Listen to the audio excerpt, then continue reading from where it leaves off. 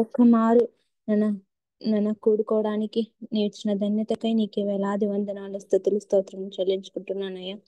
అయ్యా, ఇంకా ఎంతమంది అయితే కనెక్ట్ అవ్వవలసిన వారు ఉంటున్నారో త్వరపెట్టి తీసుకురమ్మని దేవా. నీ వాక్యం పంచుకోబోతున్న నీ దాసులను దేవా, నీ సిలువ చాటును మరుగు చేసి దేవా, నీ చల్లనైన మెల్లనైన స్వరాన్ని మాకు వినిపించమని దేవా, విన్న వాక్యాన్ని మా జీవితంలో ఫలింపచేయమని నజరేయుడు తిరిగి రానైనటువంటి యేసుక్రీస్తు నామంలో అడిగి వేడుకొని పొందినాం తండ్రి. Amen. Amen. Hallelujah. Praise the Lord. Thank you so much అమ్మగారు. ఝాన్సీ అక్క ప్లీజ్. అందరికీ ప్రైజ్ ది లార్డ్ అండి. మరి ఈ రోజు మన మధ్యలో వాక్యం అందించడానికి పాస్టర్ జామీ రవికుమార్ గారు సిద్ధంగా ఉన్నారండి. దేవుని ఆత్మ చేత ప్రేరేపించబడి మరి వారు వేదాంతవేత్త మరియు విద్యావేత్త. సంఘ పరిచర్యతో పాటు యువత మరియు పిల్లల మధ్య మరియు గిరిజన ప్రాంత ప్రజల మధ్య రవి గారు ప్రభుని ఆసక్తితో సేవిస్తున్నారు. ప్రస్తుతం వారు విజయనగరం ఇమానియల్ బాప్టిస్ట్ సంఘ కాపరిగా సేవలందించుచున్నారు. రవి గారు మరియు అతని ప్రియ సతీమణి సునీత గారులకు గ్రేస్ అని ఒక కుమార్తె ఉన్నారండి. మరి వారిని పరిచయం చేయటం గౌరవంగా భావిస్తూ వారికి సమయాన్ని అప్పగిస్తున్నానండి. Welcome brother.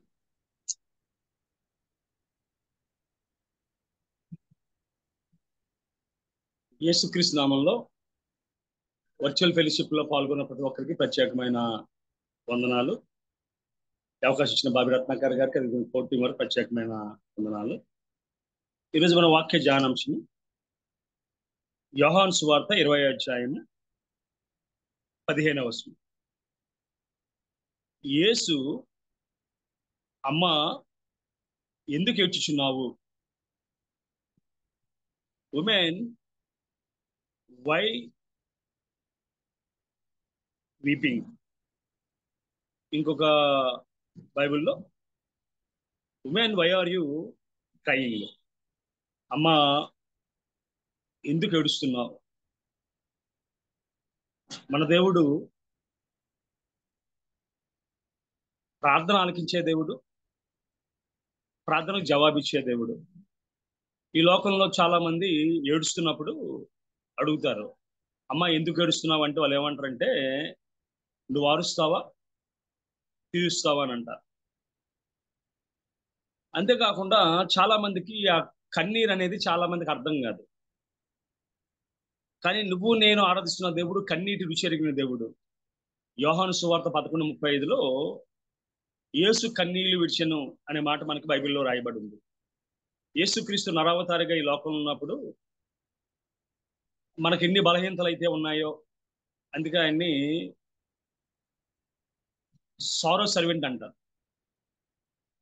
అంటే మనకి ఎన్నైతే దుఃఖాలు ఉన్నాయో, శ్రమలు ఉన్నాయో, బాధలు ఉన్నాయో, ఇబ్బందులు, వాటన్నిటి గుండా వెళ్ళాడు ఆయన. అందుకే అపోస్తలుడు పౌలు అంటాడు, మన ప్రధాన యాజకుడు మన యొక్క శ్రమల్లో, బాధలు, ఇబ్బందులు, సహన అనుభవం లేనివాడు కాడు, కానీ ఎన్ని విధాలుగా శోధించబడ్డ ఆయన పాపం లేనివాడుగా ఉన్నాడని వాక్యం సెలవిస్తుంది. అంతేకాకుండా మనం చూసినట్లయితే ఆదికాండము 6వ అధ్యాయంలో కానీ మనం చూసినట్లయితే ఇలా విధంగా రాయబడి ఉంది 5వ వచనం. నరులు చెడుతనం భూమి మీద గొప్పదనియు, వారి హృదయముకు తలంపులు ఊహ అంతయు ఎల్లప్పుడూ కేవలం చెడ్డదని యెహోవా చూచి తాను భూమి మీద నరులను చేసినందుకు యెహోవా సంతాపము నుండి హృదయంలో నొచ్చుక నుంచి రాయబడింది. So crying is one of the emotion. మనం ఒకవేళ చూసినట్లయితే ఎక్కువ మంది కష్టం వస్తే ఏడుస్తారు, మరికొంతమంది దుఃఖం వస్తే ఏడుస్తారు, కొంతమంది టీవీలు సినిమాలు చూస్తూ ఏడుస్తారు, కొంతమంది దిగులతో ఏడుస్తారు, కొంతమంది దిక్కుతోచక ఏడుస్తారు, కొంతమంది తిండికి ఏడుస్తారు, కొంతమంది తిండి దొరక్క ఏడుస్తారు, కొంతమంది నిరాశ నిస్పృహలో ఏడుస్తారు, మరికొంతమంది ఆందోళన ఒంటరితనంలో ఏడుస్తారు. తిట్టారని కొంతమంది, కొట్టారని కొంతమంది, ఓడిపోయామని కొంతమంది ఏడుస్తారు, గెలిచామని మరికొంతమంది ఏడుస్తారు. కొంతమంది జ్ఞాపకాలతో ఏడుస్తారు, కొంతమంది భయంతో ఏడుస్తారు, మరికొంతమంది మరణంలో ఏడుస్తారు, కొంతమంది మరణం కోసం ఏడుస్తారు, మరి కొంతమంది మరణించిన వారి కోసం ఏడుస్తారు. అంతేకాకుండా ఒకవేళ కొన్ని అయితే కొన్ని ఫన్నీ కూడా ఉంటాయి.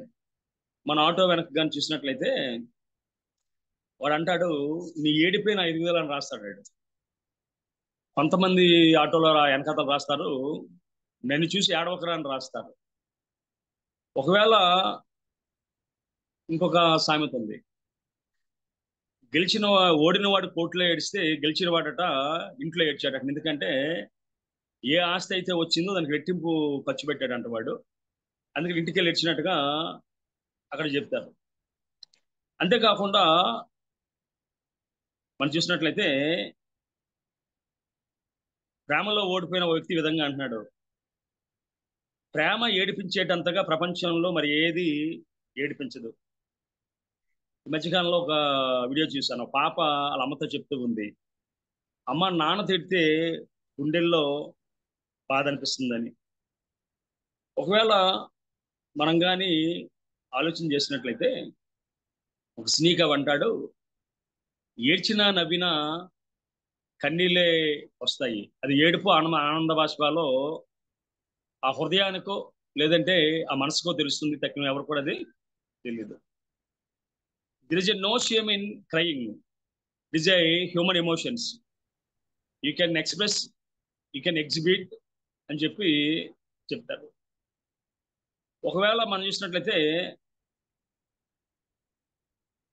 మనం కొన్ని యొక్క సాంప్రదాయాలు రాష్ట్రాల్లో కానీ చూసినట్లయితే చనిపోయిన వారి కోసం ఏడడానికి కొంతమంది డబ్బులు ఇచ్చి మనుషులను పెట్టుకుంటారు.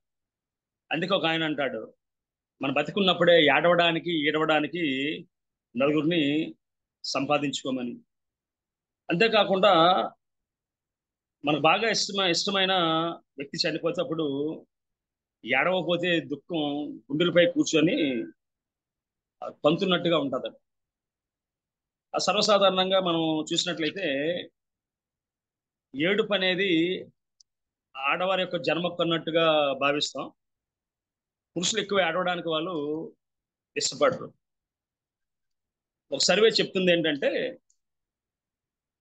స్త్రీలు సుమారుగా ఒక నెలలో 5.3 టైమ్స్ ఏడిస్తే పురుషులట రేరుగా 1.3 ఎంతో ఏడుస్తారని చెప్పి ఆ లెక్కలు చెప్తూ ఉన్నాయి. సో కారణం ఏదైనప్పటికీ ఒక ఆయన అంటాడు, tears come from heart not from the brain. కన్నీళ్ళు గుండెల నుండి వస్తాయి, మనసు నుండి కాదంటాడు. ఇంకొక ఆయన అంటాడు, tears are silent language of life అంటారు. కొంతమంది పురుషులు ఎక్కువగా ఏడిస్తే అది అవమానమనో దుఃఖం అన్నట్టుగా భావిస్తారు. మనం చూసినట్టు బైబిల్లో అనేక మంది ఏడ్చారు. అంతేకాకుండా మనం చూసినట్లయితే యేసుక్రీస్తు కూడా కన్నీరు పెట్టినట్టుగా వాక్యం సెలవిస్తుంది. అన్నిటికన్నా ప్రాముఖ్యంగా యూదుల యొక్క సాంప్రదాయాలు మనం చూసినట్లయితే వారు మొట్టమొదట శివ అంటే 7 days వాళ్ళు ఏడుస్తారు, ఇంట్లో ఉండి చనిపోయిన వారి కోసం ఏడుస్తారు. అదేవిధంగా 30 దినాలు కూడా వాళ్ళు ఏడుస్తారు, దాంతో ఆపేస్తారు. ఒకవేళ పేరెంట్స్ కానీ చనిపోతే సుమారుగా 11 నెలలు ఏడుస్తారంట వాళ్ళు. మన బైబిల్లో కానీ మనం చూసినట్లయితే అనేక మంది వ్యక్తులు చనిపోయినప్పుడు వారి కోసం దుఃఖించిన విధానాన్ని మనం గమనించగలం. ఎస్పెషల్లీ ఆదికాండం 1వ అధ్యాయం 50వ అధ్యాయం 1వ చూసినట్లయితే యేసేపు తన తండ్రి ముఖం మీద పడి అతని గూర్చి ఏడ్చి అతను ముద్దు పెట్టుకుంది. తను బాగా ప్రేమించిన తండ్రి చనిపోయాడు. చనిపోయినప్పుడు యేసేపు ఏడ్చినట్టుగా వాక్యం సెలవిస్తుంది. అంతేకాకుండా అతని ముద్దు పెట్టుకుని రాయబడి ఉంది. తర్వాత యోసేపు సుగంధ ద్రవ్యంతో తన తండ్రి శవమును సిద్ధపరచవాలని తన దాసుడైన వైద్యుడికి ఆజ్ఞాపించిన కనుక ఆ వైద్యులు ఇశ్రాయేలు సుగంధ ద్రవ్యంతో సిద్ధపరిచింది. సుగంధ ద్రవ్యంతో సిద్ధపరిచిన వారి కొరకు దినములు సంపూర్ణము అగినట్లు అతని కొరకు 40 దినములు సంపూర్ణమైనవి. అతని గూర్చి ఐగుప్తీయులు 70 దినములు అంగలార్చిని రాయబడి ఉంది. అంతేకాకుండా 10వ వచనంలో కానీ మనం చూసినట్లయితే యొర్దాను అవతల ఉన్న అటోదు కళ్ళమునొద్దకు చేరి అక్కడ బహు ఘోరముగా అంగలార్చింది. అతడు తన తండ్రిని గూర్చి 7 దినములు దుఃఖం సల్పెను. ఆ దేశమందు నివసించిన కానాన్య అతడు కళ్ళమునొద్ద దుఃఖం సల్పుడు చూచి ఐగుప్తీయులకు ఇది మిక్కిటమైన దుఃఖం అని చెప్పుకొని గనుక దానికి అబేలు మిశ్రాయిం అని పేరు పెట్టాను. కానీ మన జీవితంలో ప్రస్తుత క్రైస్తవ సమాజంలో చూసినట్లయితే ఒక పూటలో మొత్తం అంతా అయిపోతుంది. రాత్రి చనిపోతే ఉదయానికి, ఉదయం చనిపోతే సాయంత్రానికి, తప్పితే మరుసటి రోజు ఉదయానికి. ఆ అంగలార్పు దినాలు మన జీవితంలో లేవు. అవి ఇందా మనం చెప్పుకున్నట్టుగా 7 దినాలు ఏడ్చే దాని వల్ల ఏమంటారంటే శివ అంటారు. అలాగే 30 దినాలు ఏడ్చేదాన్ని షోలోషిమ్ అంటారు.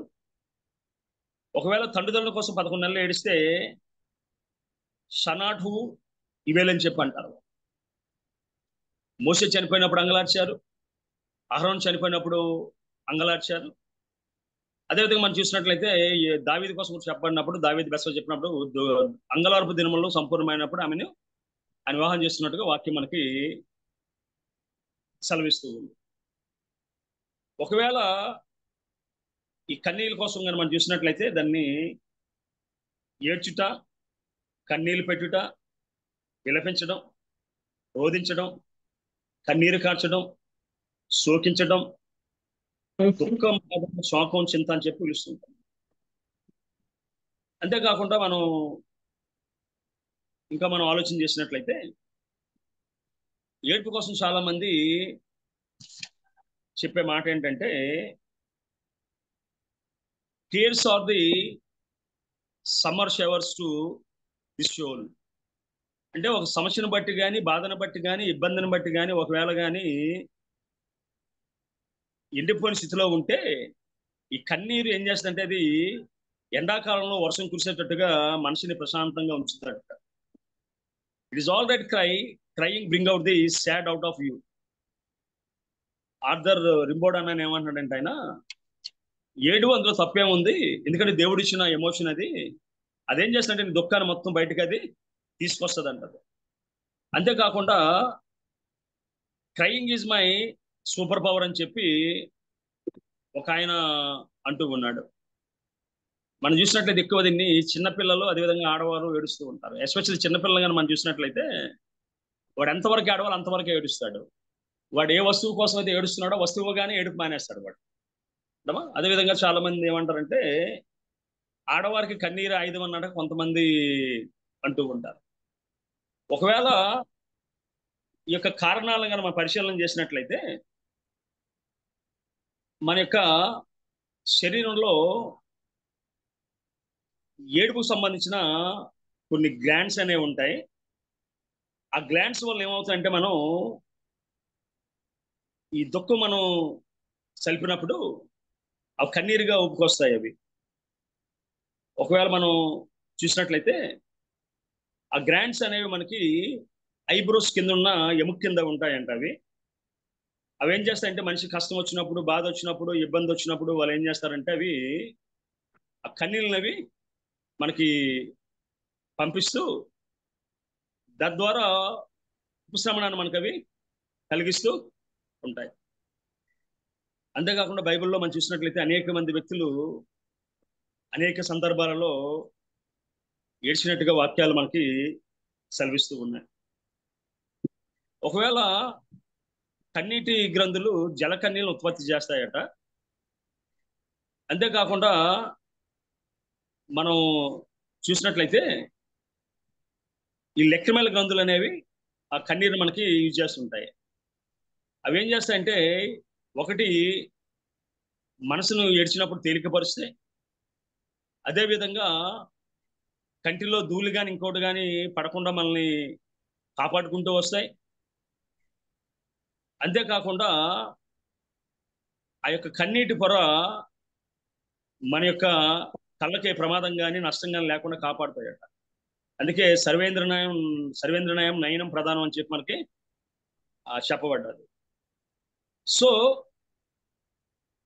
మనం చూసినట్లయితే శ్రీశ్రీ కూడా కవిత రాస్తూ అంటాడు, నేను సైతం ప్రపంచాగ్నికి సమిధన ఒక్కటి ఆహుతి ఇచ్చాను, నేను సైతం విశ్వ సృష్టికి అశ్రు ఒకటి ధారబోసాను అంటాడు. మన ప్రవీణ్ పగడాల గారు చనిపోయినప్పుడు అనేక మంది కన్నీటి వీడ్కోలు చెప్పారు. కన్నీటి వీడ్కోలు అనేది చెప్పడాన్ని మనం గమనించాం.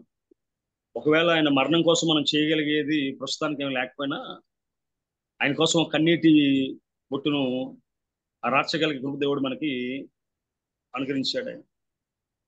అంతేకాకుండా ఒక ఆయన అంటాడు, silent tears speak loudly than any words.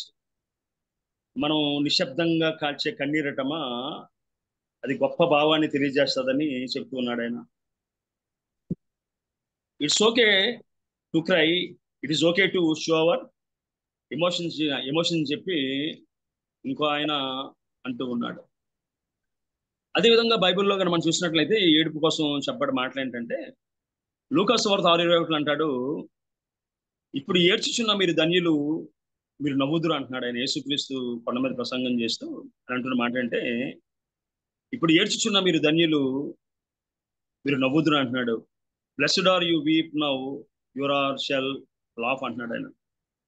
మత్తయి సువార్త 5:4లో దుఃఖపడు వారు ధన్యులు, వారు ఓదార్చబడతారు అంటున్నాడు. కీర్తన 35:5లో సాయంకాలం ఏడుపు వచ్చి రాత్రి నిండిన ఉదయం సంతోషము కలుగును అంటున్నాడు. అదేవిధంగా దావీదు మహారాజు కీర్తన గ్రంథంలో మనం చూసినట్లయితే ఆయన అనేక విషయాలు ఆయన మనకి తెలియజేసుకుంటూ వస్తున్నాడు. ఆయన అంటాడు, నేను మూలుగుచు అలసి ఉన్నాను, ప్రతి రాత్రి కన్నీరు విడుచుచు నా పరుపు తెలజేయుచున్నాను. నా కన్నీరు చేత నా పరుపు కొట్టుకొని పోవచ్చున్నదే అంటాడు. విచారం చేత నా కన్నులు గుంటపడ్డాయి అంటాడు. యెహోవా నా రోదనదని విన్నాడు అంటాడు ఆయన.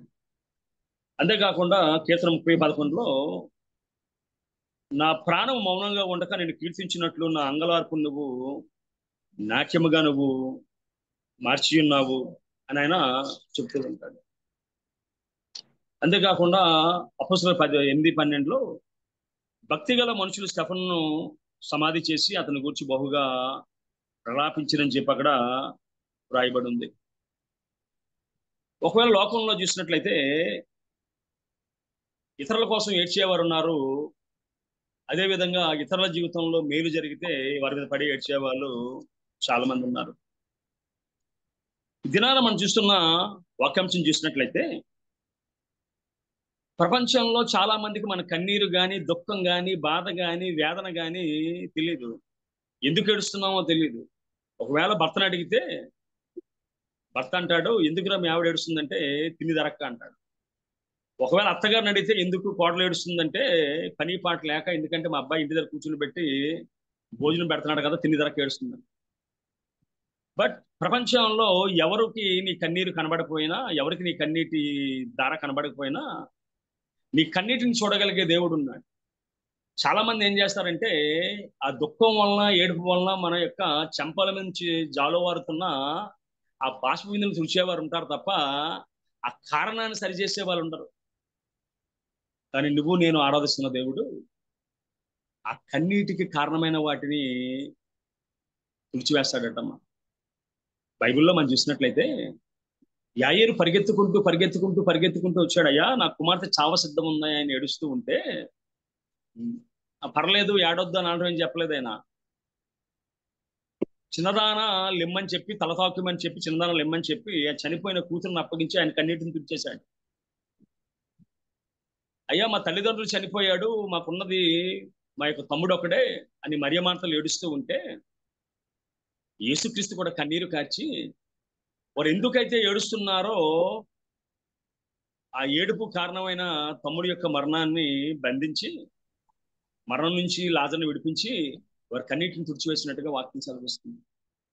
అదేవిధంగా నయ్యని విధవరాలు, ఆమె ఎవరో, ఆమె చరిత్ర ఏంటో, ఆమె పరిస్థితి ఏంటో ఆయనకి తెలియదు. కానీ ఆయన వెళ్తూ ఉన్నప్పుడు పాపం వాళ్ళు ఆమె గుక్క పెట్టి ఏడుస్తూ ఉంది.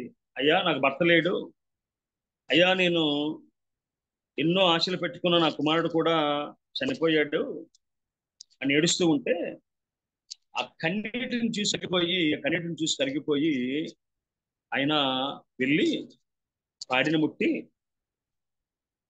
ఆ బిడ్డను బ్రతికించి మనం చూసినట్లయితే 7వ అధ్యాయంలో, లూకాసు వార్త 7వ అధ్యాయం 11 చూసినట్లయితే వెంటనే ఆయన నాయాన్న ఊరికి వెళ్ళిచుండగా ఆయన శిష్యులను జనసమూహం ఆయనతో కూడా వెలిచుండ్రి. ఆయన ఊరి గవర్నీలకు వచ్చినప్పుడు చనిపోయినప్పుడు వెలుపలకు మోసుకొని పోచుండను. అతని తల్లికి అతడు ఒక్కడే కుమారుడు, ఆమె విధవరాలు. ఆ ఊరి జనులు అనేకులు ఆమెతో కూడా ఉండరి. ప్రభువు ఆమెను చూసి ఆమె ఎందుకు కనికరపడి ఏడవద్దని ఆమెతో చెప్పి దగ్గరకు వచ్చి పాడి ముట్టగా మోయుచున్న వారు నిలిచిరి. ఆయన చిన్నవాడ లెమ్మని నీతో చెప్పుచున్నాను అనగా చనిపోయిన వాడు లేచి కూర్చుండి మాట్లాడసాగిన. ఆయన అతని తల్లికి అప్పగించాను. అందరూ భయక్రాంతులై మనలో గొప్ప వ్రత బయలుదని చెప్పాడు. ఒకటి ఏంటంటే ఏడవద్దని చెప్పాడు. ఆ ఏడుపు కారణమైన మరణాన్ని తీసివేసి తిరిగి సంతోషాన్ని నా గృహంలో నింపినట్టుగా వాక్యం సెలవిస్తుంది. ఎందుకు ఏడుస్తున్నావో కొనుక్కుంటాడు, ఏడవద్దని చెప్తాడు. ఆ ఏడుపు కారణమైన ఆ సమస్య బాధకం ఏది ఉంటుంది దాన్ని ఆయన తీసివేస్తాడు. మనం చూస్తుంటే మగ్దలేని మరియా వరకు ఎందుకోసం ఏడ్చిందో నాకు తెలియదు, కానీ యేసయ్య కోసం ఏడ్చేబెట్టుగా ఉంది. యేసయ్య చూడాలని ఆశ కలిగి ఉంది. యేసయ్యని చూడాలని ఆశ కలిగి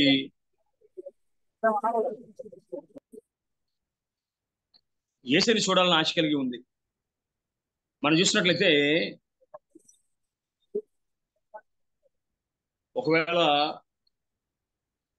మేరీ మగ్దలేన జీవితంలో దేవుడు అనేకమైన ప్రత్యేకతలు అనిపించినట్టుగా వాక్యం సెలవిస్తుంది.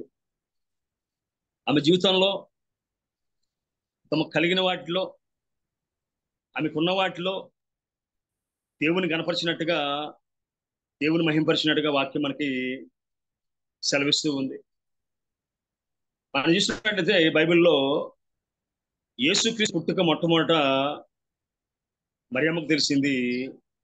యేసుక్రీస్తు పునరుత్థానం మొట్టమొదట మగ్దలేని మరియకు దేవుడు తెలిపినట్టుగా, ఆ ఆదిత్యత ఇచ్చినట్టుగా మనం చూడగలుగుతూ ఉన్నాం.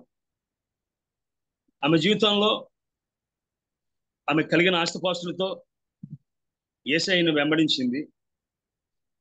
అంతేకాకుండా యేసయ్య కోసం నాకు అద్భుతమైన కార్యాలు ఆమె చేసినట్టుగా మనకి వాక్యం సెలవిస్తుంది. ఆమె కోసం మనకి మొట్టమొదట ప్రస్తావన యోహాను సువార్తలో మనకి లూకా సువార్తలో మనకి 8వ అధ్యాయంలో మనకు కనబడుతుంది. మరియమ్మ అన్న పేరు మిరియాం అనే పేరు నుంచి వచ్చింది. అదేవిధంగా దానికి అనేక అర్థాలు ఉన్నాయి. అందులో తిరుగుబాటు అనే అర్థం కూడా అందులో ఉంది. ఆనాడు మరియం అప్పటి వరకు ఉన్న సాంప్రదాయాలను తిరుగుబాటు చేసి యవనస్తులుగా ఉన్నప్పుడు యేసుక్రీస్తుని గర్భాన ధరించినట్టుగానే ఈమె కూడా అప్పటి పరిస్థితులకు వ్యతిరేకంగా తిరుగుబాటు చేసి యేసుని వెంబడించినట్టుగా వాక్యం సెలవిస్తుంది. మేరీ అనే పదానికి అర్థం ఏంటంటే కన్నీరు, లేదంటే చేదు సముద్రము, లేదా దుఃఖ సముద్రము అనే అర్థం ఉంది.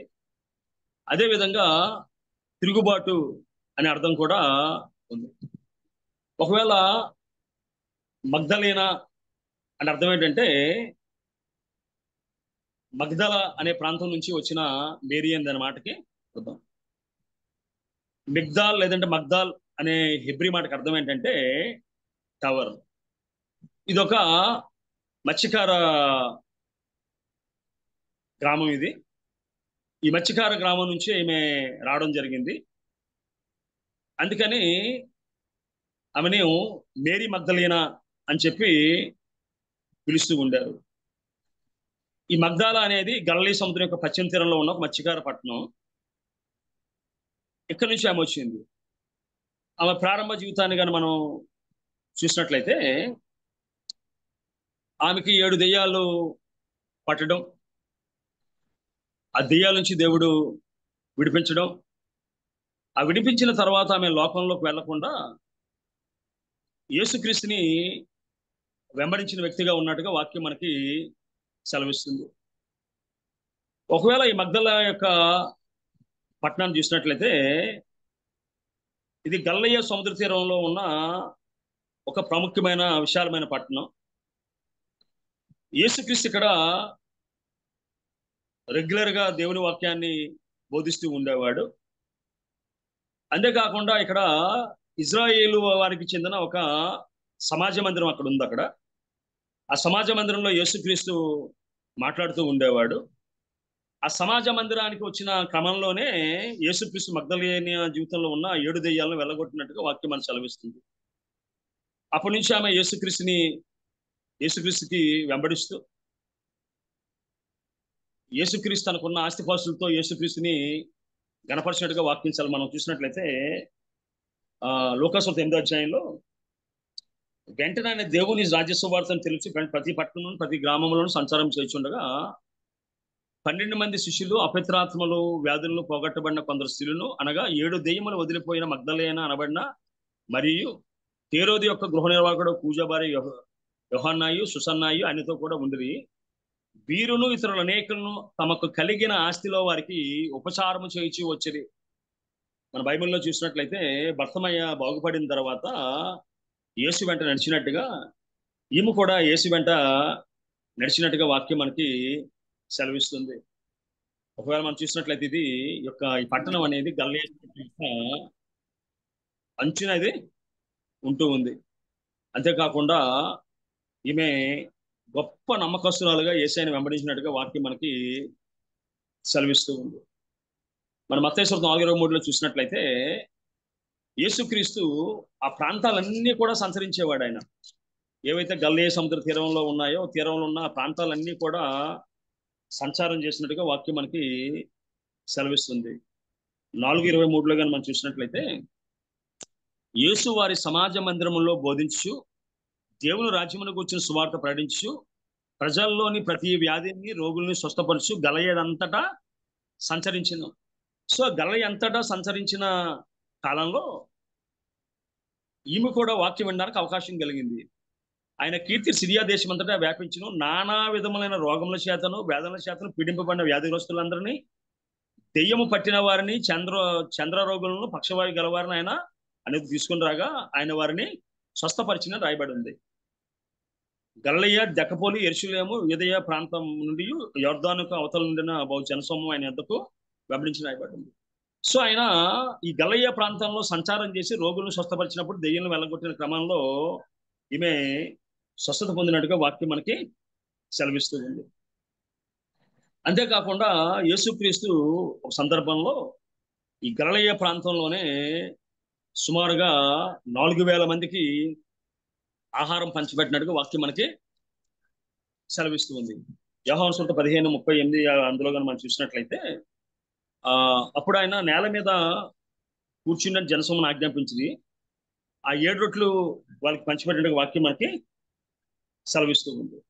సో ఈ అద్భుతాలన్నీ కూడా గలిలయ ప్రాంతంలోనే దేవుడు చేసినట్టుగా వాక్యం సెలవిస్తుంది. అంతేకాకుండా ఈ యొక్క గలిలయ ప్రాంతంలో సుమారుగా 8,000 నుంచి 10,000 మంది నివసిస్తూ ఉన్నారు ఆ మగ్దలి ఊర్లో. అదేవిధంగా సుమారుగా 230 బోట్ల దాకా ప్రాంతంలో అవి ఉన్నట్టుగా వాక్యం మనకి సెలవిస్తుంది. అంతేకాకుండా అక్కడ ఈ దినాన ఒక గొప్ప మందిరం ఉన్నట్టుగా చరిత్ర మనకి చెప్తూ ఉంది.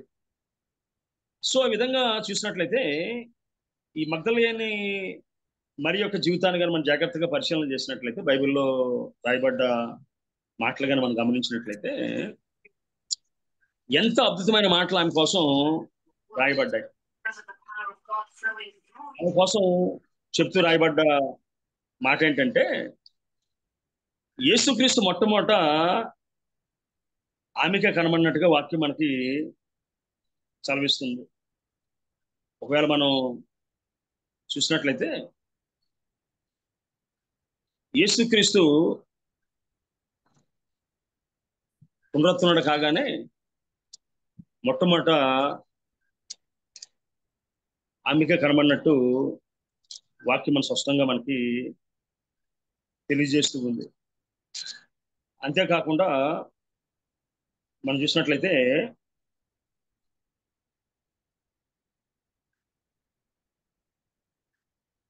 ఆమెకు ఆశ ఉంది. ఆమె మొట్టమొదట యేసుక్రీస్తు యొక్క సువార్తలో భాగమైంది. అంతేకాకుండా ఆమె వ్యక్తిగత జీవితంలో ఏవైతే కలిగి ఉందో కలిగి ఉన్న వాటితో దేవుని ఆరాధించింది. ఆమె సిలువలో ఆయన పక్కన నిలిచింది. దేవుని యొక్క భూస్థాపన కార్యక్రమంలో ఆమె పాల్గొంది. అంతేకాకుండా మనం చూసినట్లయితే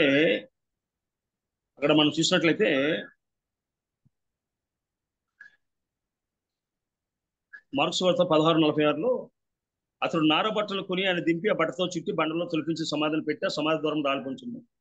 మగ్దలేని మరియు యోసే తల్లిని మరియు ఆయన ఉంచబడిన చోటును వారు చూచిరి. అంతేకాకుండా మనం చూసినట్లయితే యేసుక్రీస్తు సిలువేసినప్పుడు మనం చూద్దాం సరే. మార్కు సువార్త 15:39లో ఆయనకు ఎదురుగా నిలిచిన శతాధిపతి ఇలాగూ ప్రాణం విడి చూచి నిజంగా ఈ మనుషుడు దేవుని కుమారుడు అని చెప్పాను. కొందరు స్త్రీలు దూరం ఉండి ఆయన చూచిండ్రి, వారిలో మగ్దలేని మరియు సో యేసుక్రీస్తు సిలువ చెంత ఉంది, యేసుక్రీస్తు పాదాల చెంత ఉంది. అంతేకాకుండా యేసుక్రీస్తు యొక్క భూస్థాపన కార్యక్రమంలో పాల్గొంది. అంతేకాకుండా మనం చూసినట్లయితే యేసుక్రీస్తుని శరీరాన్ని ఘనపరిచేదిగా, యేసుక్రీస్తు శరీరాన్ని ఇచ్చించేదిగా ఉన్నట్టుగా వాక్యం మనకి సెలవిస్తుంది.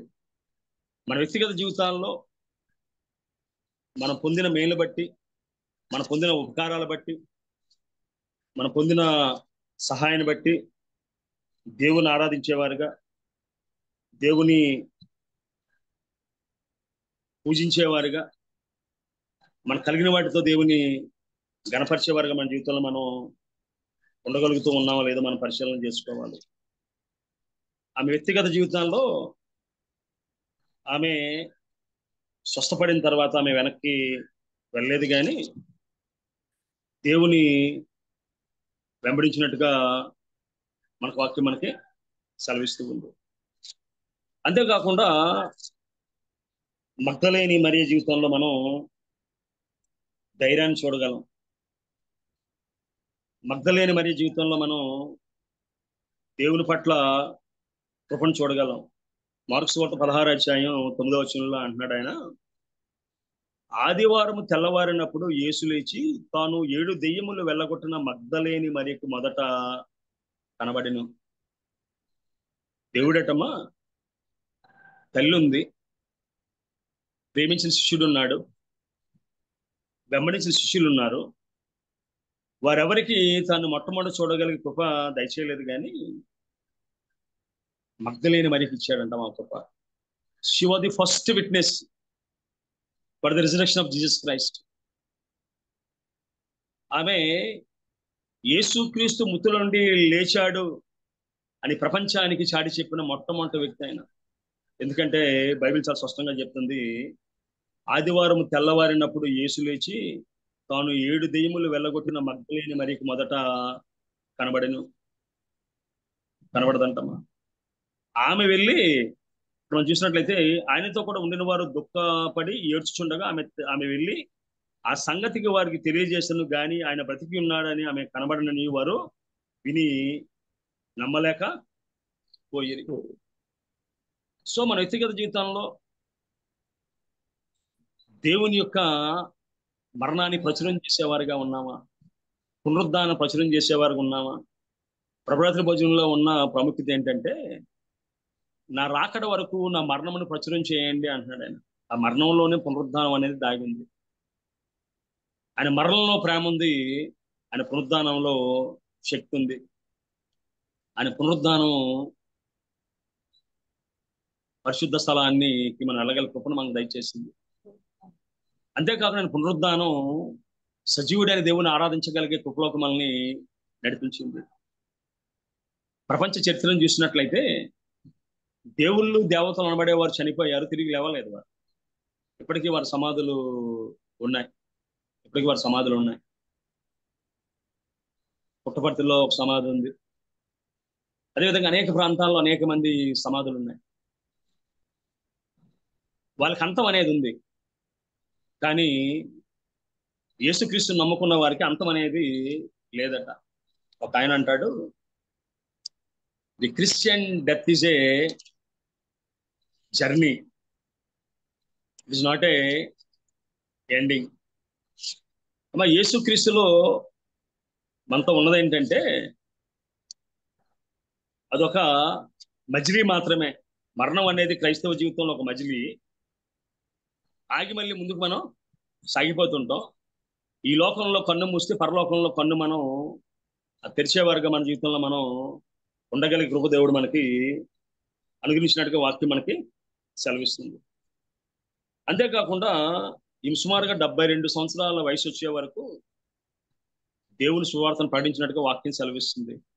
అని యోహానుతో కలిసి ఎఫెసులో సేవ చేసినట్టుగా వాక్యం మనకి, అంటే చారిత్రక గ్రంథాలు మనకి తెలియజేస్తూ ఉన్నాయి.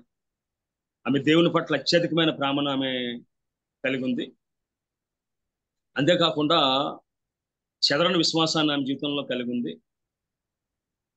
యేసుక్రీస్తు యొక్క మృతికి పునరుద్ధానానికి ఆమె గొప్ప సాక్షిగా ఆమె ఉంది. ఆమె జీవితం అనేది చాలా విచిత్రంగా మారిపోయింది. అంతకుముందు చాలాసార్లు ఏడ్చింది. ఆమె తన కోసం ఏడ్చింది. తన పట్టిన దయ్యాలు వదిలిపోవాలని, తనకు వచ్చిన శ్రమలు వదిలిపోవాలని. ఇది నాన్న యేసుక్రీస్తు కోసం ఏడ్చేదిగా ఉంది. యేసుక్రీస్తు మరణం కోసం. అందుకే మనం చూసినట్లయితే బైబిల్లో రాయబడ్డ మాట అంటే, అమ్మ మీరు నా కోసం ఏడవద్దు, మీకోసం మీ పిల్లల కోసం ఏడవమని చెప్పి యేసుక్రీస్తు ఆయన కోసం ఏడుస్తున్న వారితో చెప్తాడు. ఆయన కారణం ఏంటంటే ఈ స్త్రీలందరూ యేసుక్రీస్తుని తలంచుకుంటూ యేసుక్రీస్తు శ్రమను చూస్తూ వారు ఏడుస్తున్నప్పుడు ఆయన అంటాడు, అమ్మ మీరు నా కోసం ఆడవద్దమ్మా, మీకోసం మీ పిల్లల కోసం ఆడవద్దు. ఆ ఏడ్చే గుంపులో ఆమె ఉంది. మనం చూసినట్లయితే లూకాసు వార్త 23వ అధ్యాయంలో మనం చూసినట్లయితే 27-28 వచనంలో, గొప్ప జనసమూహమును ఆయన గూర్చి రొమ్ము కొట్టుకొని దుఃఖించుచున్న చాలా మంది స్త్రీలను ఆయన వెంబడించింది. యేసు వారి వైపు తిరిగి, యెరూషలేము కుమార్తెలారా నా నిమిత్తము ఏడవకుడి, మీ నిమిత్తము పిల్లల నిమిత్తము ఏడవడి అని చెప్పి చెప్పింది. సో యేసుక్రీస్తు కోసం ఏడ్చిన గుంపులో ఉంది. యేసుక్రీస్తుని విమర్శించిన గుంపులో ఆమె లేదు, కానీ యేసుక్రీస్తు కోసం ఏడ్చిన గుంపులు ఉంది. అంతేకాకుండా ఆమెకున్న దేవుడిచ్చిన ఆధిక్యత ఏంటంటే, అపొస్తలుల కార్యాల గ్రంథము 1:14 వచనంలో, వీరందరూ వీరితో కూడా కొందరు స్త్రీలను యేసు తల్లి అని మరియు ఆయన సహోదరులను ఏక మనసుతో ఎడతెగక ప్రార్థన చేయుచుండిరి. అంటే పెంతెకోస్తు దినాన పరిశుద్ధాత్మ అనుభవాన్ని పొందుకున్న 120 మందిలో ఈమె ఒకరితే. ఆమె యేసుక్రీస్తుని విడిచిపెట్టలేదు, మరియమ్మను కూడా ఎప్పుడు విడిచిపెట్టలేదు. కొన్ని సందర్భాల్లో ఈ స్త్రీల పేర్లు రాసినప్పుడు ఆమె పేరే మొట్టమొదటి రాసినట్టుగా వాక్యం అని సెలవిస్తుంది. ఒకవేళ తక్కిన స్త్రీలు భయంతోనో బాధతోనో ఒకవేళ వెనక్కి వెళ్ళిపోతూ ఉంటే ఈమె మాత్రం ముందుండి వాడు నడిపించినట్టుగా వాక్యం అని సెలవిస్తుంది. వీరందరూ వీరితో కూడా కొందరు స్త్రీలను యేసు తల్లి అని మరియు ఆయన సహోదరులను ఏక మనసుతో ఎడతెక్క ప్రార్థన చేసినప్పుడు 2వ అధ్యాయంలో, పెంతెకోస్తు అన్న పండుగ దినం వచ్చినప్పుడు అందరూ ఒక చోట కూడినది. అప్పుడు వేగముగా వీచి బలమైన గాలి వంటి ఒక దాని ఆకాశం నుండి అకస్మాత్తుగా వారు కూర్చుని ఉన్న ఇల్లంతా ఉండెను. మరియు అగ్నిజ్వాలల వంటి 4 విగంపబడి అటుగా వారు కనబడి, వారిలో ఒక్కొక్కరి మీద వాళ్ళగా అందరూ పరిశుద్ధంతో నిన్న వారి ఆత్మ వారికి వాక్శక్తి అనిపించిన కొలది అన్య భాషల్లో మాట్లాడ సాగిరి. పునరుద్ధాన శక్తితో దేవుడు ఆమె నింపాడు. పరిశుద్ధాత్మ శక్తితో దేవుడు ఆమెని నింపాడు. ఆ నింపబట్టి అనేక అనుభవంలోకి ఆమె వెళ్ళడానికి అవకాశం అనేది కలిగింది. అంతేకాకుండా ఆమె జీవితంలో చూసినట్లయితే ఆమె పొందిన మేళను ఎప్పుడు కూడా ఆమె విడిచిపెట్టకుండా ఆమె జీవితంలో గొప్ప రూపాంతరం చెందిన అనుభవం ఆమె పొందుకోగలిగింది. అంతేకాకుండా చీకటి అంధకార శక్తుల నుంచి గొప్ప విడుదల ఆమె పొందుకోగలిగింది. అంతవరకు నమ్మకంగా ఉంది. నీకోసం ప్రాణం పెడతానన్న పేతురు పారిపోయాడు. యేసుక్రీస్తుతో 3.5 సంవత్సరాలు పోషించబడ్డ శిష్యులు పారిపోయారు. అదేవిధంగా యేసుక్రీస్తు శిక్షణ నడిపించిన శిష్యులు పారిపోయారు, కానీ ఏమైతే గొప్ప నమ్మకస్తురాలుగా ఉంది. అంతేకాకుండా she was the first witness for the Jesus resurrection.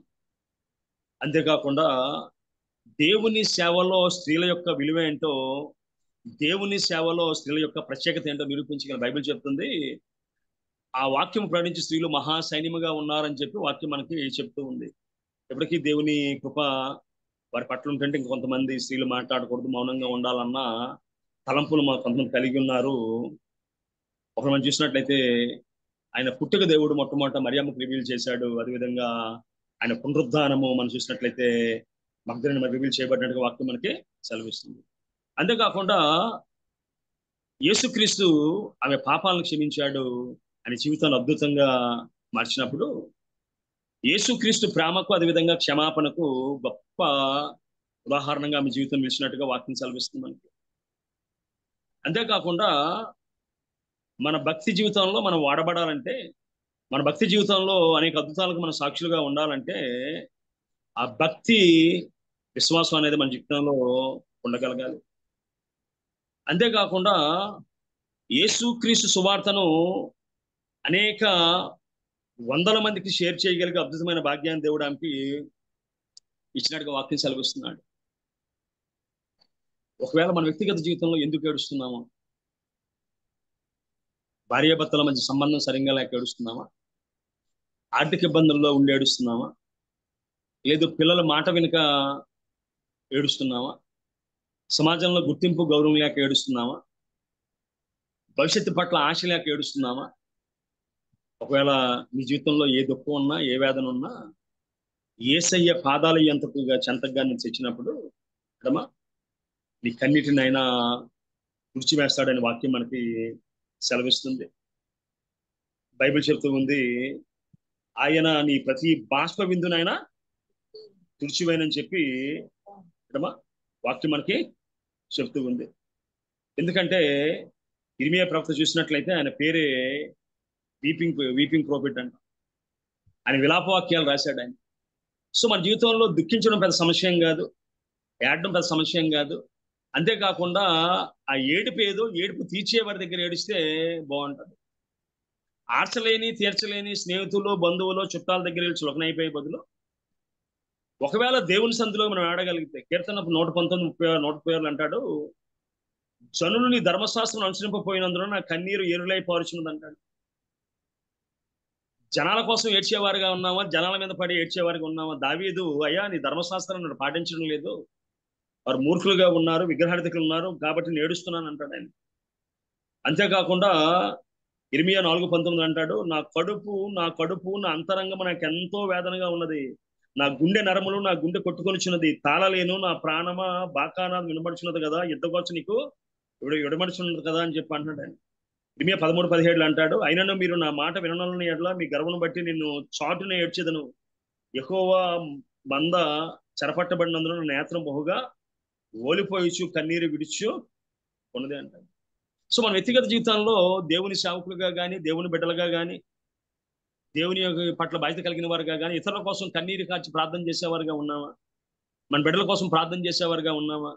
ఒకవేళ చూసినట్టయితే జాన్ వెస్లీ అంటాడు, అయ్యా నా తల్లి యొక్క కన్నీటి ప్రార్థనకు నేను యేసుక్రీస్తు శిలువ యొద్దకు నేను కొట్టుకొని వచ్చేసాను అంటాడు ఆయన. అంతేకాకుండా మనం చూసినట్లయితే విలాప వాక్యాల్లో రాయబడ్డ మాట ఏంటంటే, ఆయన అంటాడు విలాప వాక్యాలు 2వ అధ్యాయం ఒకవేళ 19:10 చదువుతున్నాను. సియోను కుమారి ప్రాకారమా, నదీ ప్రభావం వలె దివారాత్రములు కన్నీరు పారనిమ్ము, విరామం కలుగనీయకము, నీ కంటి పాపనకు విశ్రమింపనీయకము, నువ్వు లేచి రేయి మొదలుజామును మొరపెట్టము, నీళ్లు కుమ్మరించినట్లుగా ప్రభు సన్నిధిని హృదయం కుమ్మరించుము, నీ పసిపిల్లల ప్రాణము కొరకు నీ చేతులను ఆయన తట్టు ఎత్తుము అని చెప్పి చెప్తున్నాడమ్మా. సో మన వ్యక్తిగత జీవితంలో చాలాసార్లు మా పాప ఇప్పుడు నీట్ చేస్తూ ఉంది, మా మిస్సెస్ చెప్తుంది, నువ్వు ఎలా చెప్పు పాపకు అలా చెప్పు అని.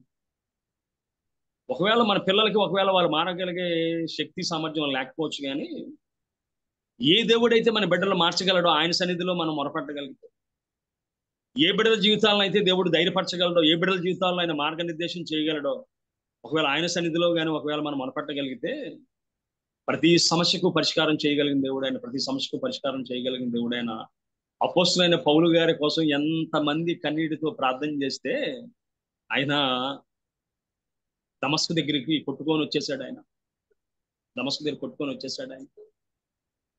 సో మన వ్యక్తిగత జీవితంలో మొదటి జాములు లేచి కన్నీరు కార్చేవారుగా ఉన్నామా? దేవుని కోసం ఏడ్చేవారుగా ఉన్నామా? తల్లిదండ్రుల పట్ల బాధ్యత కలిగి ఏడ్చేవారుగా ఉన్నామా? పిల్లల పట్ల ఏడ్చేవారుగా ఉన్నామా? కన్నీరు విలువైనదిగా, ఒకవేళ ఏడిస్తే కోట్లు పోతుంది అన్నట్టుగా కొన్నిసార్లు మనం బిహేవ్ చేస్తూ ఉంటాం. నాకు పెద్ద ఏడడం ఇష్టం ఉండదు. కారణం ఏంటంటే ఈ చనిపోయినప్పుడు భూస్థాపన కార్యక్రమం చేయాలంటే నడిపిస్తున్న వ్యక్తి కొంచెం స్ట్రిక్ట్ గా లేకపోతే ఏమవుతుందంటే కార్యక్రమం పొలంగా అయిపోద్ది, ఇబ్బంది పడిపోతారు వచ్చిన వాళ్ళు. అందుకని ఎంత దుఃఖం ఉన్నా ఎంత ఏడుపున్నా చాలా గంభీరంగా ఉండడానికి ప్రయత్నం చేస్తూ ఉంటాం. అదేవిధంగా నాకు అందరిలో ఏడడం పెద్ద అలవాటు లేదు. ఒంటరిగా ఉన్నప్పుడు కొన్నిసార్లు ఏడుపు వస్తుంది. నా జీవితంలో 2-3 సార్లు ఏడ్చిన సందర్భాలు ఏంటంటే, ఒకరోజు నేను ఎంఏ ఇంగ్లీష్ ఎగ్జామ్ రాస్తున్నాను. ఎగ్జామ్ రాసి వచ్చినప్పుడు నా పర్సనల్ సుమారుగా ఒక 6,000 ఎంతో ఉన్నాయి అందులో. ఎగ్జామ్ రాసి బయటకు వచ్చినప్పటికీ పర్స్ లేదు. సో మళ్ళీ ఒక 8 కిలోమీటర్లు వెనక్కి వెళ్ళి ఎక్కడ ఎగ్జామ్ రాశానో అదేవిధంగా ఇన్విజిలేటర్ నన్ను అడుగుతూ ఉన్నాను. అదేవిధంగా దానికి ఒక చీఫ్ ఎగ్జామినర్ ఉన్నాడు. ఆయన దగ్గరికి అడుగుతుంటే పట్టించుకోవడం లేదని ఎవరితో మాట్లాడుతుండే. అలాగా నా 10 నిమిషాలు అలా కనిపెట్టాను.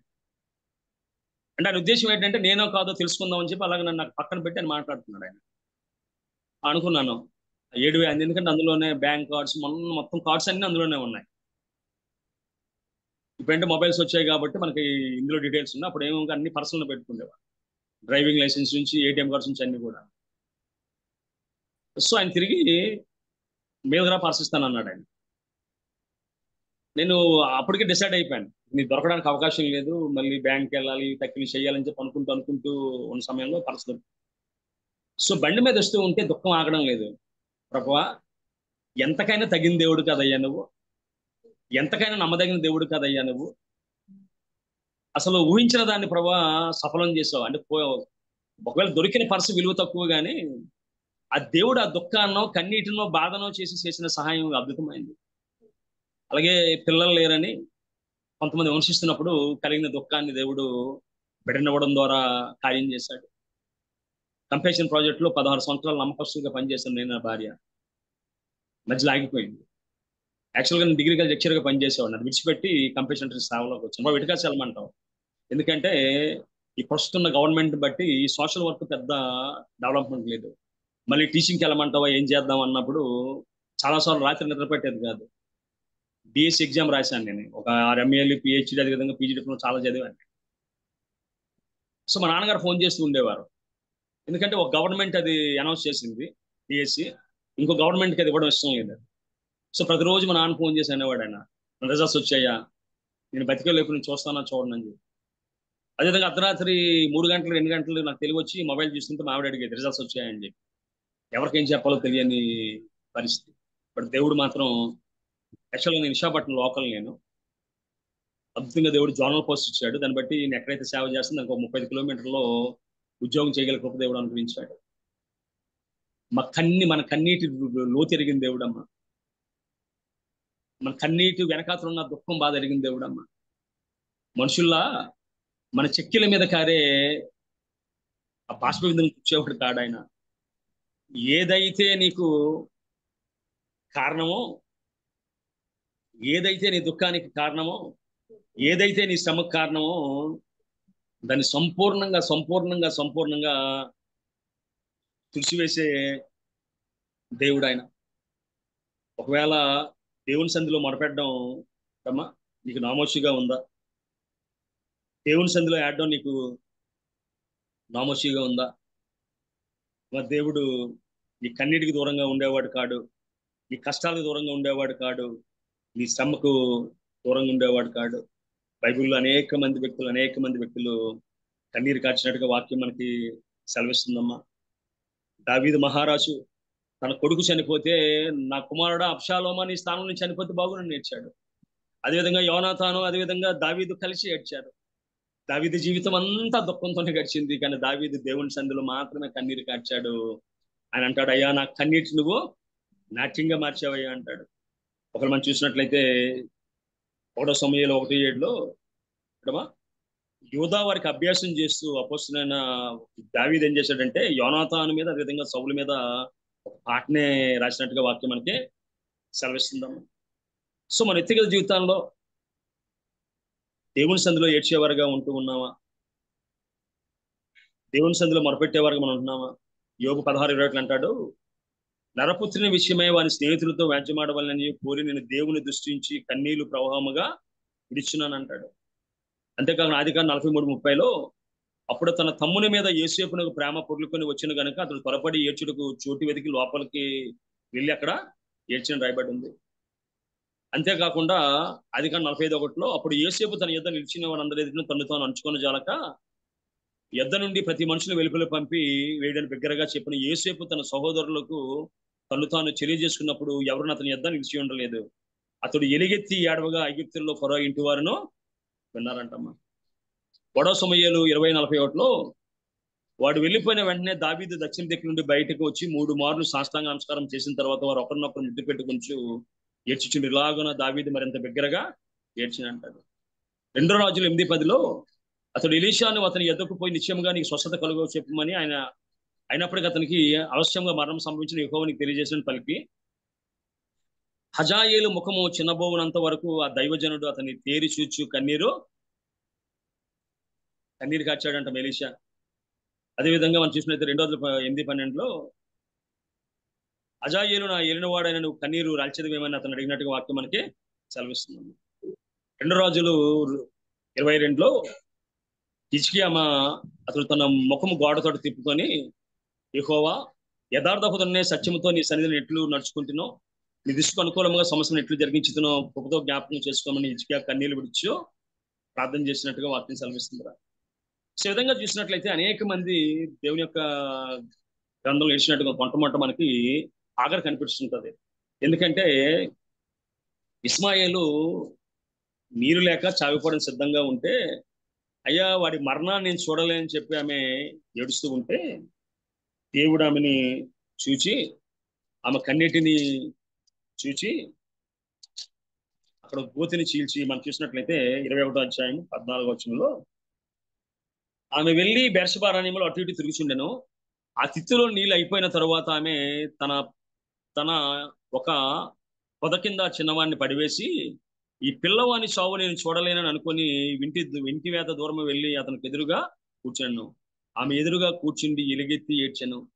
దేవుడు ఆ చిన్నవాని మొరను వినెను. అప్పుడు దేవుని దూత ఆకాశం నుండి ఆగరును పిలిచి, ఆగరు నీకేమీ వచ్చినది, భయపడకము, ఆ చిన్నవాడు ఉన్న చోట దేవుడు వాని స్వరము విని ఉన్నాడు. నీవు లేచి ఆ చిన్న వీరను లేవనెత్తి నీ చేత పట్టుకొని వారిని గొప్ప జనముగా చేసింది ఆమె తనను. మరియు దేవుడు ఆమె కన్నులు తెరిచినందున ఆమె నీల ఓట చూచి ఆమె వెళ్ళి పిత్తను నీళ్ళతో నింపి ఆ చిన్నవానికి త్రాగనిచ్చిన. అతడు దేవుడి చిన్నవాడికి తోడేండును గనక అతడు తిరిగి పెద్దవాడు అరణ్యంలో పాపురం నుండి విలికాడు. కేవలం ఆ కన్నీటి ఎందుకోసం అయితే బయలుదేరి వచ్చిందో దాహం కోసం ఆమె ఏడుస్తూ ఉంటే దాహం తీర్చడమే కాదు కానీ ఆ బిడ్డను దేవుడు అభివృద్ధి పరిచినట్టుగా దీవించినట్టుగా వాక్యం మనకి సెలవిస్తుందాము. నీ జీవితంలో ఏ కష్టం ఉందో, ఏ శ్రమ ఉందో, ఏ బాధ ఉందో, బిడ్డల పట్ల నీకు ఏ వేదన ఉందో నాకైతే తెలియదు కానీ నీ బిడ్డల కోసం దేవుని సంధిలో కన్నీరు కార్చమ్మా, కన్నీరు కార్చదా. అమ్మా ఎందుకు ఏడుస్తున్నావు అని అడిగి అక్కడి నుంచి వెళ్ళిపోడు ఆయన.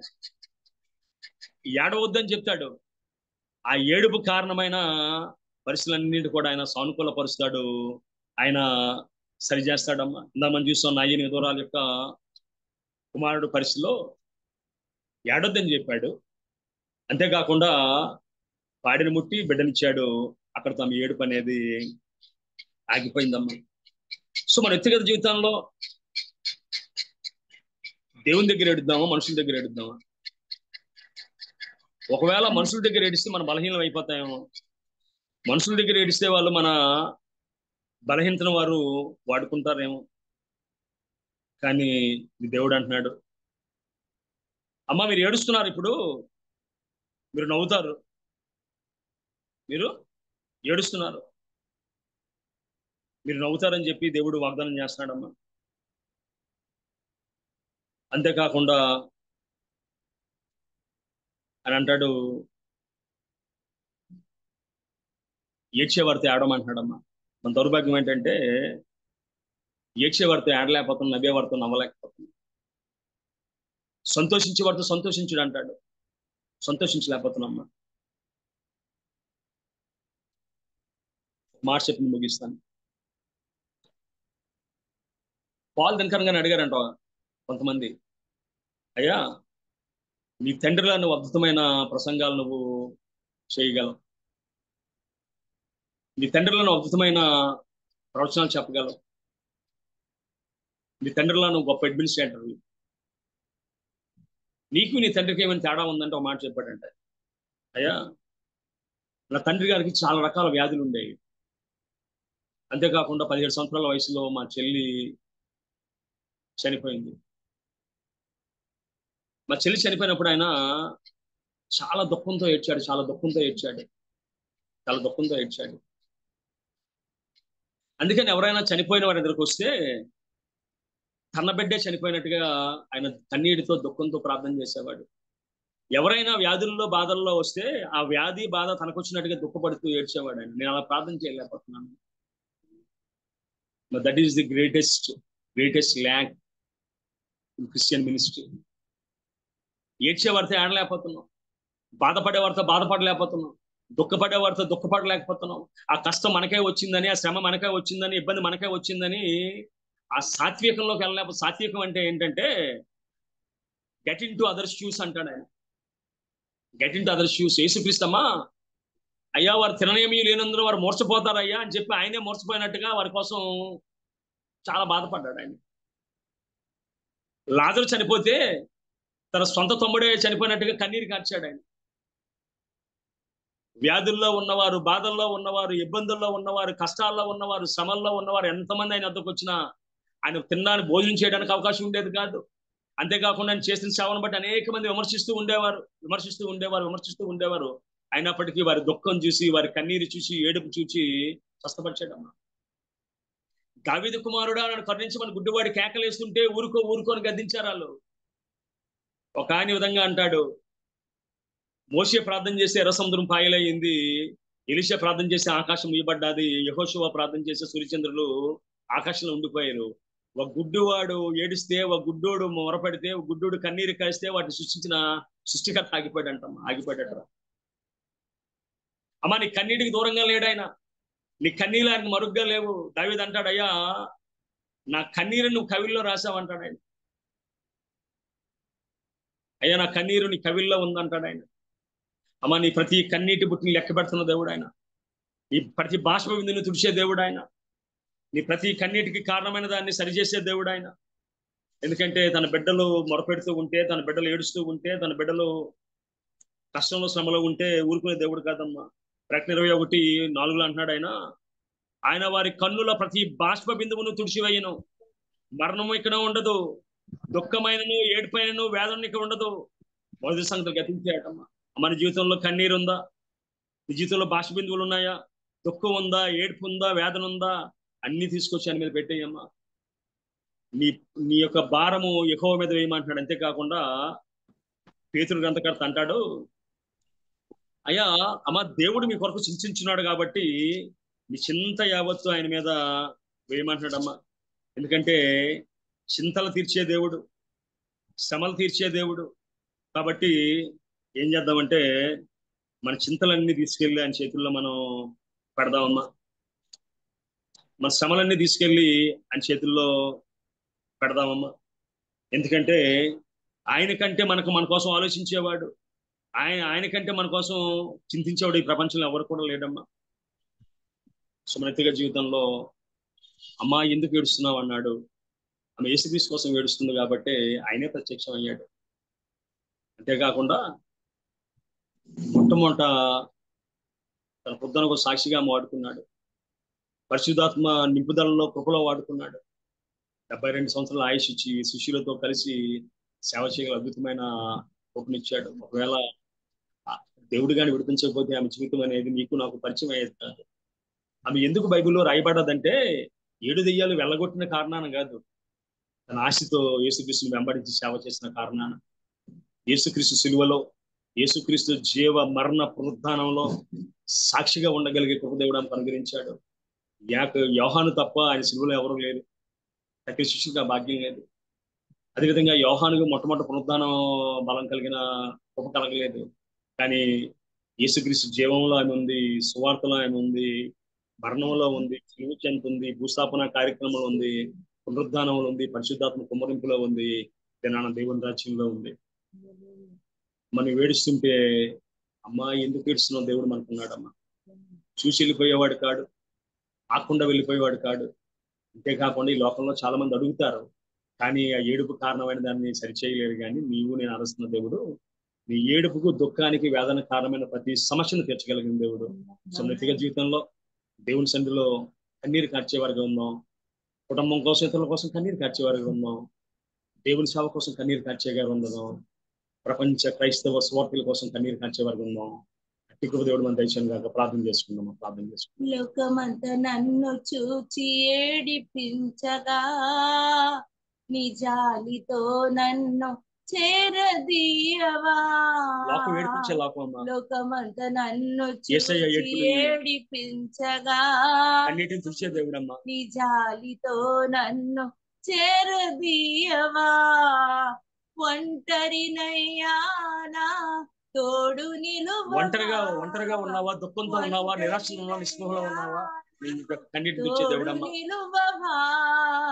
దావీదు కుమారుడా అడుగుదాం తిన్నానా, దావీదు కుమారుడా దాటి వెళ్ళిపోవద్దయ్యా. నజరేతు వాడా నన్ను విడిచి. నా కుటుంబంలో సమస్యలు ఉన్నాయి, ఆర్థిక ఇబ్బందులు ఉన్నాయి, ఆరోగ్య సమస్యలు ఉన్నాయి ప్రభా. నా కన్నీటిని చూడవా. మనడు మరియటమ్మ తన కన్నీళ్లతో యేసయ్య పాదాలు కడిగిందటమ్మా. నీవు తప్ప నాకు ఈ లోకంలో ఎవరున్నారయ్యా, నువ్వు తప్ప నాలో ఎవరికి చోటే లేదయ్యా. పరిశుద్ధమైన తండ్రి, బంగారు పాదాలు పొందడం ప్రభా, నీ ప్రేమను బట్టి ప్రభా. నువ్వు తప్ప ఈ లోకంలో ఎవరున్నారయ్యా. అయ్యా తల్లి విడిచినా తండ్రి విడిచినా ప్రభు దేవుడు అయ్యా. యోగుని ప్రభా స్నేహితులు విడిచారయ్యా, నువ్వు విడిచిపెట్టలేదు ప్రభా. మోషేని ప్రభా పంచలేక తండ్రి ప్రభా తల్లిదండ్రులు ప్రభా ఆ యొక్క నైల్ నదిలో పారేశారయ్యా, నువ్వు విడిచిపెట్టలేదయ్యా. అయ్యా సంసోను ప్రభా కుటుంబం అంతా విడిచిపెట్టేసింది, శత్రు సమూహం ప్రభా చుట్టుముట్టింది, గోతిని చీల్చి ప్రభా సంసోను ప్రాణాలను కాపాడింది దేవుడు అయ్యా. అయ్యా హాగరు మొరపెడితే ప్రభా గోతిని చీల్చి ప్రభా కుమారుడు దాహాన్ని తీర్చి ప్రభా ఆ దాహంతో సరిపెట్టలేదయ్యా. గొప్పవాడిగా చేస్తానన్నావు ప్రభు, గొప్పవాడిగా చేసే ప్రభు నీకు వందనాలు అయ్యా. నీ సన్నిధిలో కన్నీరు కార్చగలిగి కుటుంబానికి దయచేయమని ప్రార్థన చేస్తున్నాను అయ్యా. ప్రభా ఆగరు మొదలుకొని ప్రభు దావీదు, సమూయేలు అనేక మంది ప్రవక్తల ప్రభుని సన్నిధిలో కన్నీరు కార్చారయ్యా. అయ్యా అయ్యా ప్రభా ఇర్మియా యొక్క పేరే ప్రభు విలపించే ప్రవక్త, ప్రలాపించే ప్రవక్త, ఏడ్చే ప్రవక్త. మా వ్యక్తిగత జీవితంలో లోకం మమ్మల్ని ఏడిపిస్తుంది, లోకం మిమ్మల్ని మా మధ్య ఏడుస్తుంది ప్రభు. లోకంలో ఒక్కడికే ప్రభు మా ఏడుపు కారణమైన ప్రతి సమస్యని పరిష్కారం చేయగలిగిన దేవుడు, కన్నీటిని తెచ్చే దేవుడివి, వేదన తెచ్చే దేవుడివి ప్రభు. అయ్యా తండ్రి దినాన్ని ఎవరైతే ప్రార్థనలో పాల్గొన్నారో వారి జీవితంలో ఏ కష్టం ఉందో, ఏ శ్రమ ఉందో, దుఃఖం ఉందో ప్రభు, అసలు ఏడవడానికి కూడా ప్రభు అవకాశం లేని పరిస్థితిలో ఉన్నారో నాకు తెలియదు కానీ ప్రభు ప్రతి గుండె లోతుల్ని ప్రభు చూడండి, తాకండి. వారి దుఃఖానికి కారణమైన ప్రభా కారణాలు పనులు చేసి ప్రభు అయ్యా వారి నోట్లో నవ్వుంచమని ప్రార్థన చేస్తున్నాను, వారి ముఖంలో సంతోషించమని ప్రార్థన చేస్తున్నాను. కుటుంబంలో ప్రభు క్షేమాన్ని సంతోషాన్ని దయచేసి మీరే సకల మహిమగంత ప్రభావం పొందుకోమని సహాయం చేయండి. చిన్న ప్రార్థన మా ప్రభు ఈ కుమారుడైన యేసుక్రీస్తు దినామని గడుపుకుంటున్నాం పరం తండ్రి. ఆమేన్. దేవుని నామంలో ఇప్పటి వరకు మగ్దలేనా మరియ గురించి వాక్య పరిచర్య చేసిన రెవరెండ్ జామీ రవికుమార్ అయ్య గారికి వర్చువల్ ప్రేయర్ ఫెలోషిప్ తరపున కృతజ్ఞతలండి. యోహాను సువార్త 20:15 యేసు అమ్మ ఎందుకు ఏడ్చుచున్నావు అని చెప్పినట్లుగా మనం చూస్తాం. లూకా 6:21 ఇప్పుడు ఏడ్చుచున్న మీరు ధన్యులు, మీరు నవ్వుదురు అని ప్రభువు చెప్పారు. అలాగే మత్తయి 5:4 దుఃఖపడు వారు ధన్యులు, వారు ఓదార్చబడుతారు. నాయని విధవరాలు కుమారుడు మరణించినప్పుడు, లాజరు మరణించినప్పుడు, యాయిరు కుమార్తె మరణించినప్పుడు ప్రభు వారు కన్నీరు తీసినట్లుగా మనం చూస్తాం. మరియా అనగా కన్నీరు, దుఃఖ సముద్రము లేదా చేదు సముద్రం అని మీనింగ్. లూకా శుభవార్త 8:2 7 దెయ్యములు వదిలిపోయినట్లుగా మగ్దలేన మరియని మనం చూస్తాం. పునరుద్ధానుడు అయిన తర్వాత మొదట ప్రభువుని చూచింది మగ్దలేన మరియ. సువార్త పరిచర్యలో సిలువ చెంత ఉంది. ప్రభు భౌతిక దేహాన్ని నా ప్రభు అని పిలిచింది ఆమె. అదేవిధంగా ప్రభు పునరుద్ధానానికి మొదటి సాక్షిగా ఉంది.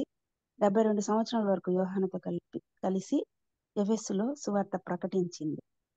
యేసు యెరూషలేము కుమార్తెలారా మీరు నా కొరకు ఏడుకుడి, మీ కొరకు మీ పిల్లల కొరకు ఏడుడి అన్నప్పుడు ఆ గుంపులో ఆమె ఉంది. అపోస్తలుల కార్యం 2వ అధ్యాయంలో పరిశుద్ధాత్మను పొందుకుంది. యేసు ఆమె పాపాలు క్షమించారు కాబట్టి ఆమె ప్రభువు పట్ల భక్తి విశ్వాసం కనుపరిచింది. కీర్తన 119, 136లో జనులు నీ ధర్మశాస్త్రం అనుసరింపకపోయినందుకు నా కన్నీరు ఏర్లై పారుచున్నదని కీర్తనాకారుడు అంటూ ఉన్నారు. విలాపవాక్యం 2:19 ప్రకారం నీవు లేచి మొదటి జామున మొరపెట్టుము, నీళ్లు కుమ్మరించినట్లు ప్రభువు సన్నిధిని నీ హృదయమును కుమ్మరించుము అని చెప్తూ ఉన్నారు. మనం ఎప్పుడైతే ప్రభు సన్నిధిలో హృదయం కుమ్మరిస్తామో కీర్తన 30:11 ప్రకారం నా ప్రాణం మౌనముగా నుండక నిన్ను కీర్తించినట్లు నా అంగలార్పును నీవు నాట్యంగా మార్చి ఉన్నావు అని కీర్తనాకారుడు చెప్తున్నాడు. మనం ఎప్పుడైతే ప్రభు సన్నిధిలో అంగలారుస్తామో ఆయన మన అంగలార్పును నాట్యంగా మారుస్తారు. పేతురు పత్రికలో ఆయన మనలను గూర్చి చింతించుచున్నాడు కనుక మనం మన చింత యావత్తు ఆయన మీద వేయాలి, అప్పుడు ఆయన మన కన్నీరు తుడిచేవారుగా ఉన్నారు. అద్భుతమైన వాక్య పరిచర్య చేసిన రెవరెండ్ జామీ రవికుమార్ అయ్య గారికి వర్చువల్ ప్రేయర్ ఫెలోషిప్ తరఫున కృతజ్ఞతలండి. ఈ దినమున పాస్టర్ గారు ఎవరు లేరు గ్రూప్ లో. బ్రదర్ తేజ ఎఫ్నెటస్ గారు ముగింపు ప్రార్థన చేస్తారు. ఆశీర్వాదం ఇవ్వవలసిందిగా రెవరెండ్ జామీ రవికుమార్ అయ్య గారిని మనవి చేస్తున్నాను. బ్రదర్ తేజ ఎఫ్నెటస్ గారు ముగింపు ప్రార్థన చేయండి. కృపా సత్య కనిపించిన గల మా ప్రియ పట్లకు తండ్రి వందనాలు స్తోత్రాలైన మా జీవితాల్లో తండ్రి మరి కొనవేస్తున్నది వాడిని ప్రవేశపెట్టిన విధానం బట్టి మా దినాన్ని తండ్రి మీ ప్రార్థనతో తండ్రి ప్రారంభించడానికి తండ్రి మీరు జీవితాన్ని బట్టి ఎలా చేసి లక్ష్యాలు చేసిన తండ్రి మరి దాన్ని బట్టి తండ్రి మీకు వేలా విస్తులు స్తోత్రం చెల్లిస్తున్నాం తండ్రి. స్తోత్రమైన తండ్రి తండ్రి వారికి ఇచ్చిన తండ్రి వాక్యాన్ని తండ్రి లాస్ట్ పర్సన్ తండ్రి అర్థమయ్యేటట్టు చెప్పే విధానాన్ని బట్టి తండ్రి వారికి ఇచ్చిన జ్ఞానాన్ని బట్టి తండ్రి తలాంతుని బట్టి మీకే వేరాల్సిస్తులు స్తోత్రం చెల్లిస్తున్నాం తండ్రి తండ్రి వారి సత్యమైన విషయం పాల్చున్నాం తండ్రి తండ్రి నాయన వారికి ఇచ్చిన తండ్రి తలాంతుని బట్టి తండ్రి మీకే వేరాల్సిస్తులు స్తోత్రం తండ్రి తండ్రి నాయన ఈ తోపు తండ్రి ఇంతకాలం తండ్రి క్షేమంగా నడిపిస్తున్న విధానాన్ని బట్టి మీకే వేరాల్సిస్తులు స్తోత్రం తండ్రి తండ్రి ప్రతి కార్యక్రమాన్ని తండ్రి ఆది అంతం వరకు తండ్రి మీరే సమస్తమైన మన కంట్రోల్స్ నడిపిస్తున్న దాన్ని బట్టి మీకు వేలాస్తులు స్తోత్రం చెల్లిస్తున్నాం తండ్రి. తండ్రి లీడ్ చేస్తున్న తండ్రి అందరి టీంని బట్టి మీకు వేలాస్తులు స్తోత్రం తండ్రి తండ్రి వారందరి తండ్రి మీరే తోడుగా ఉన్నారు తండ్రి. ఇటువంటి తండ్రి అంతరాయం లేకుండా తండ్రి చేస్తున్నాం పరిస్థితులను బట్టి మీకు వేలాస్తులు స్తోత్రం తండ్రి తండ్రి ఎత్తబడిన వాక్యం తండ్రి మా హృదయంలో నాటబడి తండ్రి నూతన ప్రతిఫలన దైత్యమని విడిపించిన నారాయణ స్తోత్రం తండ్రి తండ్రి నాయన మీ వాక్యం తండ్రి విని తండ్రి మేము తండ్రి దాన్ని అర్థం చేసుకోవడానికి తండ్రి మాకు సాయం చేయమని పెట్టుకుంటున్నాం తండ్రి. ద్వారా తండ్రి దాని ద్వారా జీవించడానికి మేము మారు మనసు పొందులాగా తండ్రి మాకు సాయం చేయమని పెట్టుకుంటున్నాం తండ్రి. దాన్ని అర్థం చేసుకోవడానికి తండ్రి మాకు సాయం చేయమని పెట్టుకుంటున్నాం తండ్రి. మీకే వేళ చూస్తాం తండ్రి దీనివల్ల మా అందరినీ దీవించమని పెట్టుకుంటున్నాం తండ్రి తండ్రి నాయన. అలాగే తండ్రి చేరి వచ్చిన తండ్రి అందరినీ తండ్రి మీరు ఆశీర్వదించమని పెట్టుకోవచ్చు.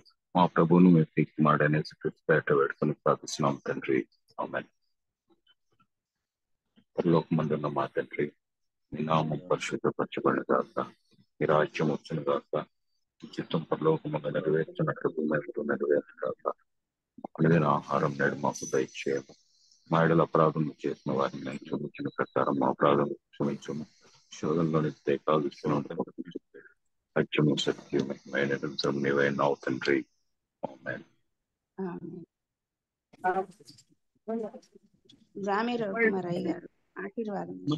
దేవుని ప్రేమ, కుమారుడు యేసుక్రీస్తు కృప, పరిశుద్ధ అన్యోన్య సహవాసం ఇందులో పాల్గొన్న బిడ్డలకు, దీన్ని ఏర్పాటు చేసిన బిడ్డలకు ఆయన కృప సదాకాలము తోడే నడిపించును గాక.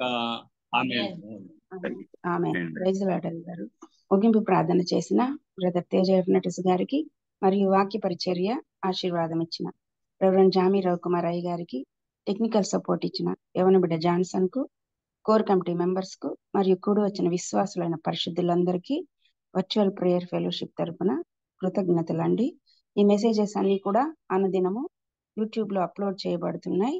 బాబీ రత్నాకర్ అని కానీ వర్చువల్ ప్రేయర్ ఫెలోషిప్ అని కానీ టైప్ చేసి మన బంధువులకు మరియు స్నేహితులకు షేర్ చేయవచ్చు. ప్రభు చిత్తమైతే రేపటి దినాన్ని తిరిగి కలుసుకుందాం. అంతవరకు సెలవు తీసుకుందాం. ప్రభు నామంలో అందరికీ వందనాలండి.